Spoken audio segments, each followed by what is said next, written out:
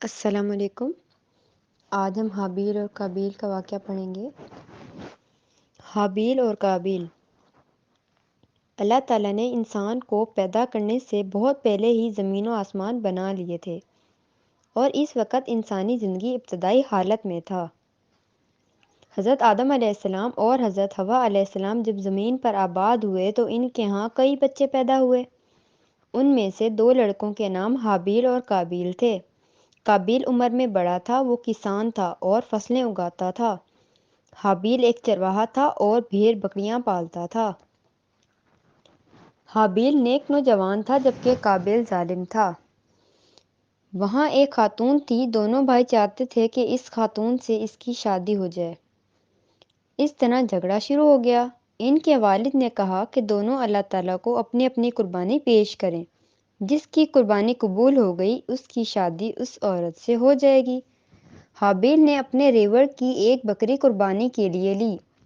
قابیل نے اپنی فصل میں سے اناج کا ایک ڈھیر لگا دیا۔ دونوں نے اپنی اپنی قربانی پہاڑی کی چوٹی پر رکھ دی کہ دیکھیں کس کی قربانی قبول ہوتی ہے۔ آسمان سے ایک آگ آئی جس نے حابیل کی بکری کو جلا ڈالا۔ قابیل کے اناج کا ڈھیر ویسے ہی پڑا رہا۔ اس کا مطلب تھا کہ حابیل کی قربانی قبول ہو گئی اور قابیل کی قربانی قبول نہیں ہوئی۔ قابیل حابیل سے حسد کرنے لگا۔ ایک بار اس نے حابیل سے پوچھا کہ تمہاری قربانی کیوں قبول ہوئی اور میری قربانی کیوں قبول نہیں ہوئی؟ حابیل نے کہا کہ قربانی صرف اس کی قبول ہوتی ہے جو نیک ہوتا ہے۔ یہ سن کر قابیل کو اس قدر غصہ آیا کہ اس نے حابیل کو مار ڈالا۔